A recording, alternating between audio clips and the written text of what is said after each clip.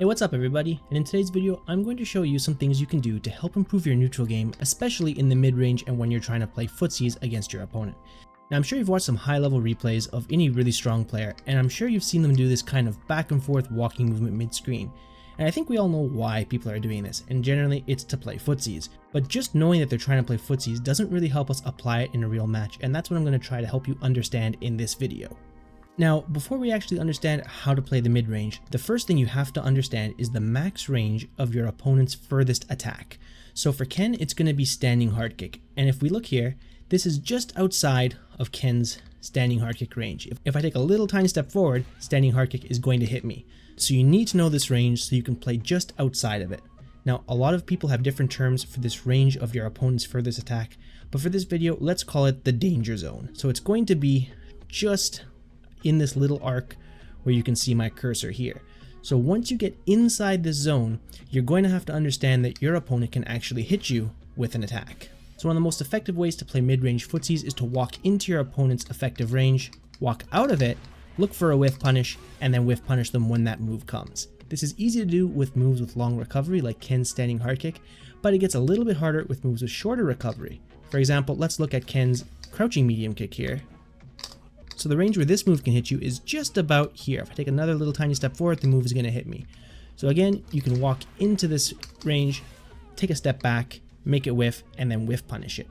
Now the question is, what do you do if your opponent isn't pushing buttons? Well, then it's going to be your chance to walk in. And we don't have to always wait for a whiff punish and go for that. We can also push our attack button before the opponent pushes it. So the idea is you walk into your effective range, push a good button, and then aim for a counter hit, hitting the opponent before they can hit you. And it would look something like this. So in this case, I'm walking into my opponent's effective range, but I'm pushing a button first, hoping that they're going to react to my forward movement, and then looking for the counter hit message on the left side of the screen and punishing with the appropriate combo. A common mistake a lot of intermediate players is they'll try to walk back and forth and kind of play footsies inside of their opponent's crouching medium kick or other strong low move range.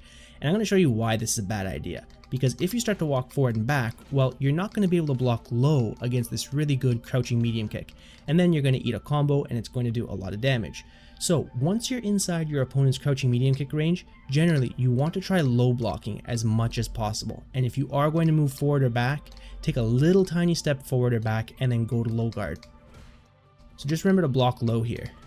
That's going to decrease the amount of times that you're going to eat a crouching medium kick. So try to remember that and try not to do this back and forth footsie spacing inside your opponent's crouching medium kick range. Like I said, that's a really easy way to open yourself and get hit into a big combo.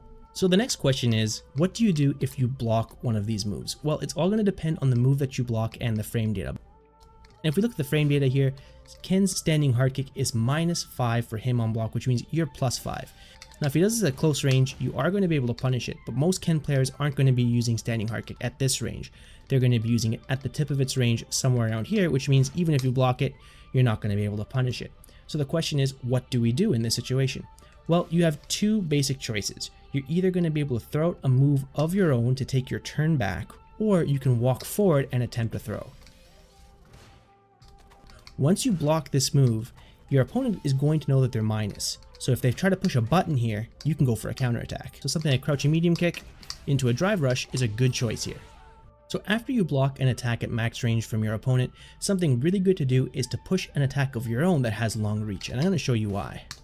So here we have Ken doing standing hard kick into crouching jab. That's his fastest move at 4 frames, so let's see what happens if I just push a button preemptively. Boom, it hits.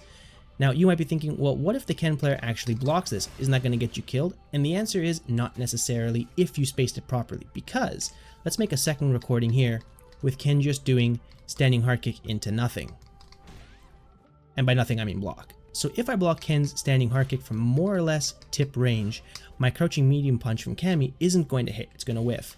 And this is where you're going to want to buffer in a special move or a drive rush, because if Ken does decide to push a button, it will hit. And that's why pushing buttons after your opponent is minus to try to take your turn back is a really good idea. Then the next question is, what do you do against opponents who don't push buttons immediately after their attack? Well, you're either going to have to move back to go back into neutral, or you can walk forward to put yourself into your effective range. And then once you get into your range, you're either going to want to try to walk forward for a throw, which does take a bit of bravery to do, but it will work against some opponents who don't like to push buttons. Or you can walk forward, do a move into drive rush, and try to put them into a mix-up situation.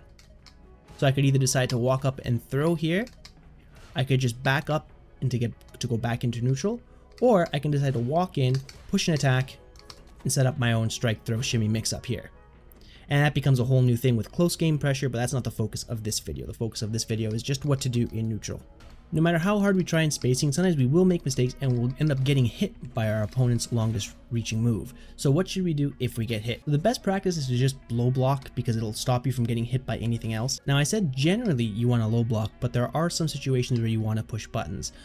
Even if your opponent hits you with the furthest ranging button, they're kind of out of range to do anything other than like a crouching medium kick. And if you're just blocking, a crouching medium kick isn't going to do anything against you.